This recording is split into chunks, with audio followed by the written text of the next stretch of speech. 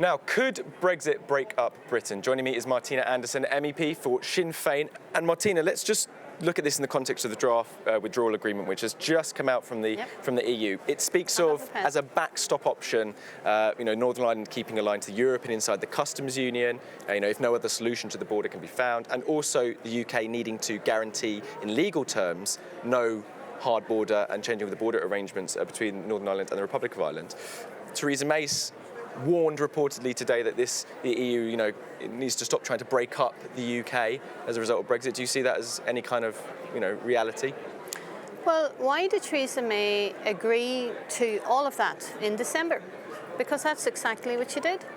Any impartial observer, anyone reading the withdrawal agreement will know that what Theresa May gave commitment to do was, in the first instance, and this is the prepared position, is option A, is that there would be agreement between the EU and the British government. We all would like to see that. Failing that, she said that she would bring forward specific solutions to avoid the hardening of the border in Ireland. And failing that she agreed that there would be a backstop solution, and the backstop solution would be that there would be no hardening of the border in Ireland. So you're not surprised at all? No one should be surprised at that. Not a person, anybody that's following this would know that in December, the British government in the joint report agreed to this very thing. Then the Parliament had stated as the Council and informed the British government, and they knew about this and agreed to it, that they would have from December to now to produce a draft legal text which had to fully and faithfully implement the commitments that Theresa May had made at that time. So these are the commitments, fully and faithfully implemented. Recital P in the Parliament's resolution that I fought very hard to secure, and it said to the British government, if it wants to move into phase 2 about the future relationship, and we all want that, it has to fully and faithfully honour its commitments. Probably something the British government has never done very well, but it has to do so this time. Let's just talk about, the British government, particularly in terms of the border issue. Now, the leaked letter from Boris Johnson, Foreign Secretary, to the Prime Minister Theresa May, talking about it's wrong to see the task of the government as maintaining no border, but rather its job will be to stop this border becoming significantly harder. What does that say to you in terms of where you feel the momentum is going with regarding resolving the border issue between Ireland and Northern Ireland? Well, what it says to myself and people like me is that British government isn't acting, and Boris Johnson is advising the British Prime Minister not to act in a way that's going to ensure that she is a co-guarantor, as she is, of an international agreement that is lodged at the United Nations. And that international agreement has 3 strands, and one of it is the strand 2, the All-Ireland element of that, which ensures that there's going to be no hardening of the border in Ireland.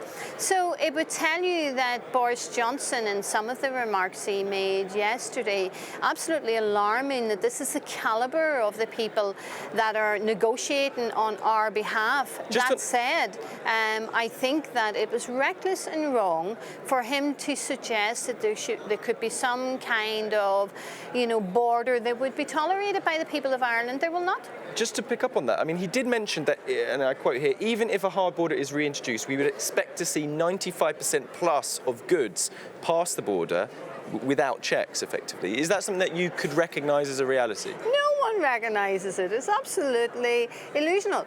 It's fiction. What we are dealing with is fact, and what we are dealing with is reality here. And you see, the British government is in a different kind of negotiation now than it's ever had before, and therefore it has to honour its commitments, it has to make proposals that are reasonable, that are achievable, and it can't be some kind of a magical solution that there will be a magic fairy that will come along and address the problems that everyone knows is going to emerge. And let's just talk about, we're facing a different political context, certainly in the UK now, compared to even last week. Jeremy Corbyn said a customs union. Labour Party is supporting a customs union. There is significant rebels in the Conservative Party who support a customs union arrangement, at least that's reported. The government could potentially be defeated on their stance on no single market access and no customs union access in Westminster.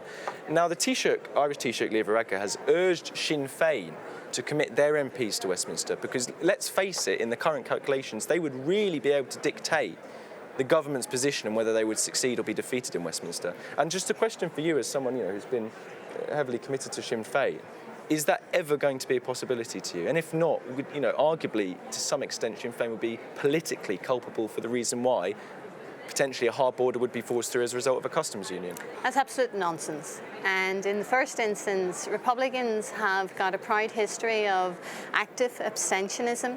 And Taoiseach Leo Varadkar, as you've quoted there, comes from a party that commemorates an MP who abstained from Westminster, Michael Collins. And he's been propped up by another party that commemorates another MP who abstained from Westminster, Countess Markievicz. But can you not see the logic of, if Sinn Féin went into Westminster, they voted against the government, they defeated the government on the customs union, the government were then forced to go into a customs union arrangement or negotiate on a customs union arrangement, that would solve the whole issue of the border, the Good Friday Agreement. It would secure that, and that could be that there's nothing in terms of mechanics to stop the MPs doing that, the Sinn Féin MPs doing I think we're securing that here.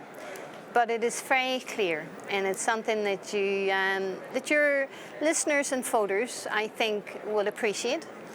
And that is, Sinn Féin stood on an active abstentionism ticket.